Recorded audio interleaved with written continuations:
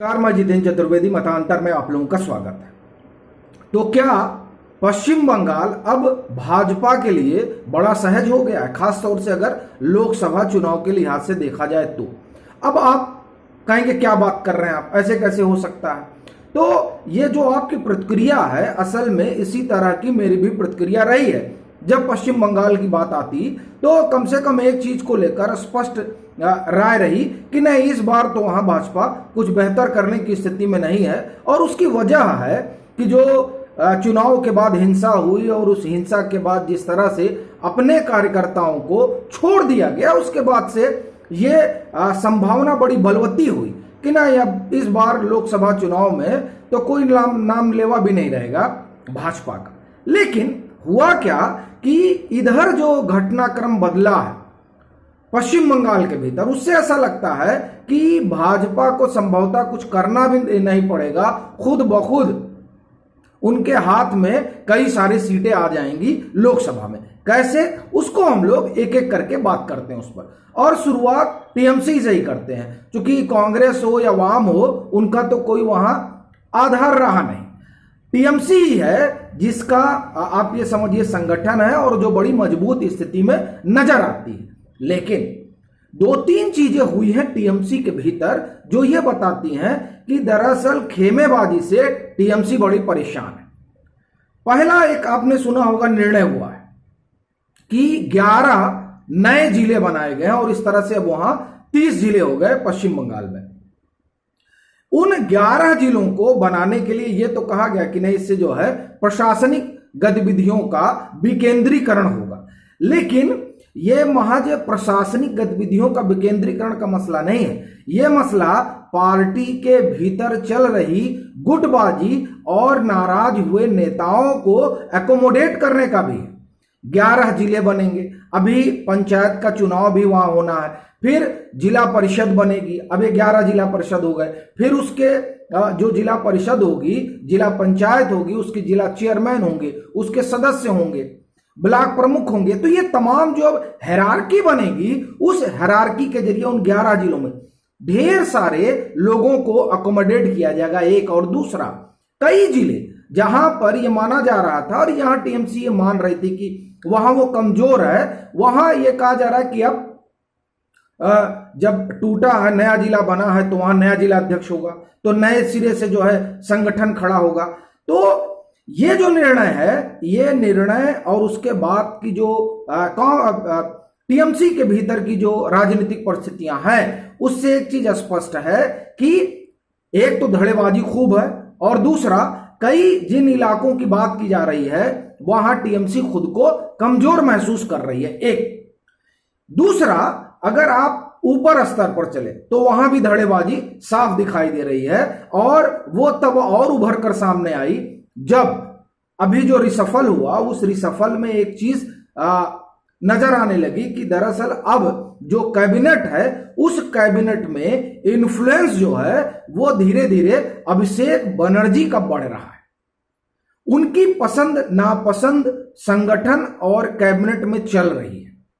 ये जो चीज है, इससे एक बात साफ हो गई कि जिस तरह से तमाम इस तरह की पार्टियां जहां लिगेसी आती है, उन पार्टियों में इस तरह की धड़ेबाजी जो है होती है। आप कांग्रेस ले लीजिए, ओल्ड गार्ड और बनाम न्यू गार्ड, छिड़ी हुई है जंग, और उस जंग का हासिल आप देख रहे हैं कांग्रेस कहां खड़ी है। आप समाजवादी पार्टी आ जाइए, समाजवादी पार्टी में तो पारिवारिक झगड़ा रहा ही, लेकिन उसके साथ न्यू गार्ड और ओल्ड गार्ड का मसला वहां भी रहा। आप राजद में चले जाइए, जहां मामला अब एकदम सॉल्व हो गया, अब तो तेजस्वी यादव आ गए। आप दक्षिण में चले जाइए, डीएमके में चले जाइए, तो वो तमाम पार्टियां जहां मसला लिगेसी का होता है वहां धड़ेबाजी होती है, और फिर धड़ेबाजी के कारण उस पार्टी में वो पार्टी कमजोर होती है। ये धड़ेबाजी खास तौर से इसकी चर्चा तब खूब हुई कोविड के बाद, जब डायमंड हार्बर मॉडल की चर्चा हुई, जहां से अभिषेक बनर्जी जिसका प्रतिनिधित्व करते हैं, तो उसके बाद में यह हुआ कि नहीं, इसी को लागू किया जाए। फिर टीएमसी के भीतर अपना तमाम जो वरिष्ठ नेता है उनको ऐतराज हुआ, और इस तरह से एक आप ये कहिए ग्रुपिज्म शुरू हुआ। उसको ममता बनर्जी ने खत्म करने की कोशिश की, लेकिन बड़ी चीज ये है कि जब एक बार धड़ा बनना शुरू हो जाता है तब चीजें कठिन हो जाती हैं। अब वहां एक खेमा वो है जो ममता दीदी का खेमा है और दूसरा खेमा वो है जो अभिषेक बनर्जी का खेमा है। जाहिर तौर पर अब लीडरशिप की जो मसाल है वो जाएगी अभिषेक बनर्जी के पास, इसलिए उस संगठन को, कैबिनेट को उस तरीके का रंग रूप दिया जा रहा है। तो जाहिर तौर पर इससे एक धड़ा नाराज होगा और इससे ये एक चीज तो साफ है कि संगठन में कमजोरी आएगी।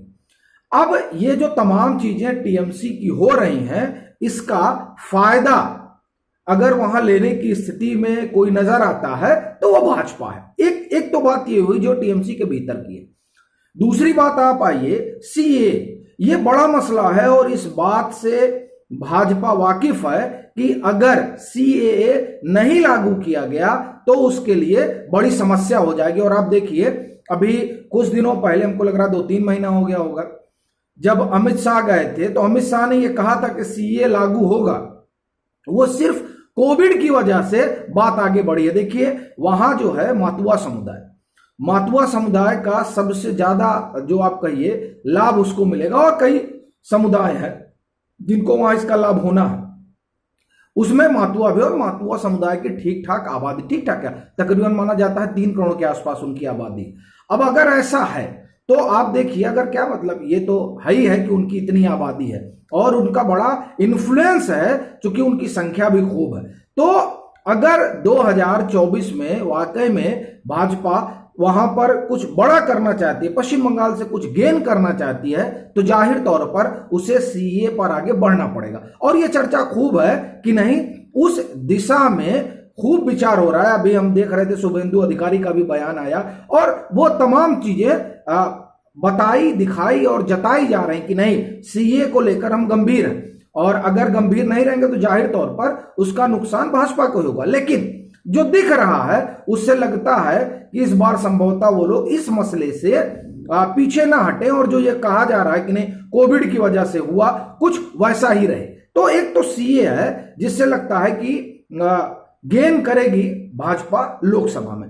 और तीसरी जो बड़ी चीज दिखाई दे रही है वो ये है कि महामहिम वाला मसला है। एनडीए की उम्मीदवार फिर वो अब महामहिम है। वो आप समझिए तकरीबन 7-8% आबादी जो है जनजातीय समाज की पश्चिम बंगाल में है। भाजपा इसको बाकायदे मुद्दा बना ही रही है कि, और वहां तो उस समय बैनर पोस्टर भी लगे थे, चुनाव आएंगे तो ये मसला और गर्माएगा कि नहीं। देखिए, और इस चीज से ममता बनर्जी भी वाकिफ है, इसलिए आपको ध्यान होगा कि उस समय उन्होंने जो बयान दिए थे उन बयानों में उन्होंने इस बात का पूरा ध्यान रखा था कि किसी भी तरीके से जो महामहिम है उनको वो समुदाय जो है वो आहत ना हो। एक और दूसरा आप देखिए कि उन्होंने इसका भी ध्यान रखा था कि किसी भी तरीके से यशवंत सिन्हा जो है प्रचार वगैरह करने पश्चिम बंगाल ना आ पाए, नहीं तो फिर उसका असर दूसरा पड़ जाएगा। तो ये तमाम चीजों का ममता बनर्जी ने ख्याल रखा, क्योंकि वो समझ रही थी कि जो पॉलिटिक्स है उस पॉलिटिक्स में ये जो भाजपा का दांव है, ये दांव टीएमसी के लिए कितना खतरनाक होगा, खास तौर से तब जब टीएमसी ये देख रही हो कि नहीं, हमको यहां अपनी 42 की 42 सीटें जीतनी है। और न सिर्फ सीटें जीतनी है बल्कि 2024 के जब लोकसभा के परिणाम आएंगे तो उसके बाद में अगर कोई संभावना बनती है गैर भाजपाई दलों की तो उसमें सबसे मजबूत दावेदारी ठोकी जाए। और आप देखिए कि इसी वजह से अब एक इमेज क्लीनिंग में भी लग गई है टीएमसी, क्योंकि उनकी अपनी राष्ट्रीय महत्वाकांक्षा है कि हम प्रधानमंत्री पद के दावेदार हैं और ये टीएमसी भी मानती है।